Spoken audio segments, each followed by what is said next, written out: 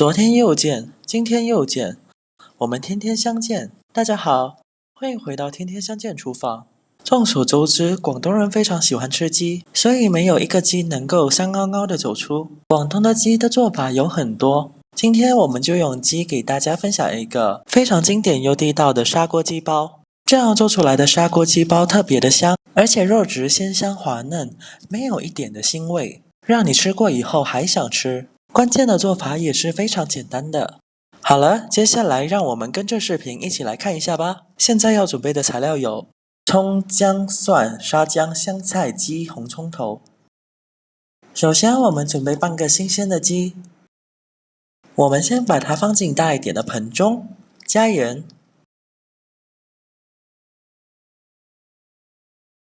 再加水将它清洗一下。我们下手将鸡皮上面的黄膜搓洗下来。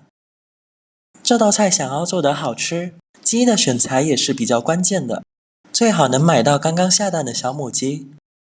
这时候的肉质不会太老，也不会太嫩，口感刚刚好。我们先把鸡皮上的黄膜搓洗干净，然后再把腹腔里面残留的内脏处理干净。像这种鸡肺的话，一定要将它完全的处理干净，否则它的腥味比较重的。还有上面的肥油，还有气管、淋巴等等，通通的处理掉。将它处理干净以后，我们再用水将它冲洗一下，把上面的一些血水冲洗干净。我们第一遍清洗干净以后，给它控水捞出来，再放到另外干净的大盆中，再次的添加清水给它清洗一下，把鸡身上残留的血水还有脏东西彻底的冲洗干净。我们把鸡反复的冲洗干净以后，接着给它控水捞出来，再放到案板上，用砍刀将它砍成小块。我们在砍鸡块的时候，尽可能的将它砍得大小均匀一点，这样的话才能保证在后续的烹饪中，每一块的鸡块都可以均匀的成熟。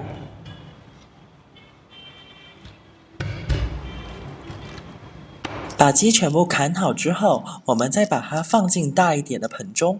接下来我们开始将它腌制一下。首先往里面添加1小勺的盐焗鸡粉，还有大半勺的叉烧酱，半勺蚝油，再往里面添加半勺生抽酱油，稍微的再给一点点的食盐，白糖小半勺。我们再往里面添加少许的料酒，还有胡椒粉去腥增香。最后再添加一点点的老抽增加颜色。调味过后，我们下手给它抓拌一下，将它抓拌均匀，让所有的调味料充分的化开，使鸡肉均匀的吸收味道。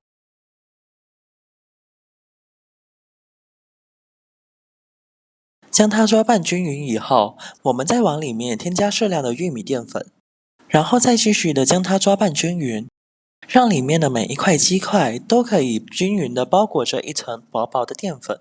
这样做熟以后，鸡块就会变得更加的滑嫩了。最后再添加少量的花生油，增加香味的同时还能锁住水分。再简单的给它抓拌几下，给它抓拌均匀就可以了。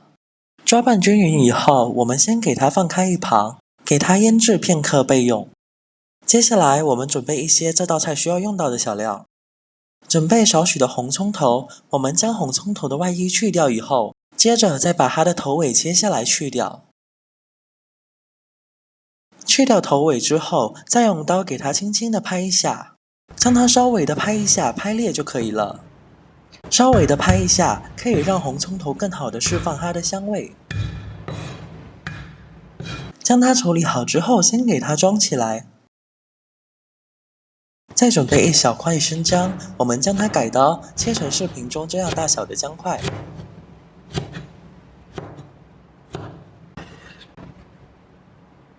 接着再准备少许的沙姜，清洗干净以后，我们直接将它拍裂。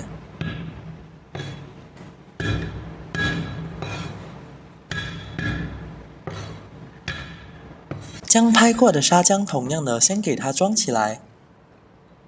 最后再准备几个去了皮的大蒜子，同样的装起来。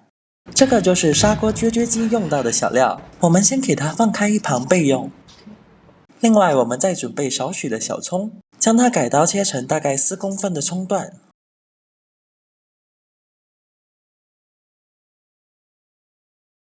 最后还有少许的香菜，我们将它同样的改刀切成香菜段。到这里，我们所有的材料都已经准备好了。接下来我们开始烹饪。准备一个砂锅，把锅烧热以后，再添加1小勺的花生油，然后再把刚刚准备好的小料倒进来，用小火给它翻炒一下。将它不停的翻炒，大概是翻炒2分钟左右，把里面姜葱蒜的香味翻炒出来。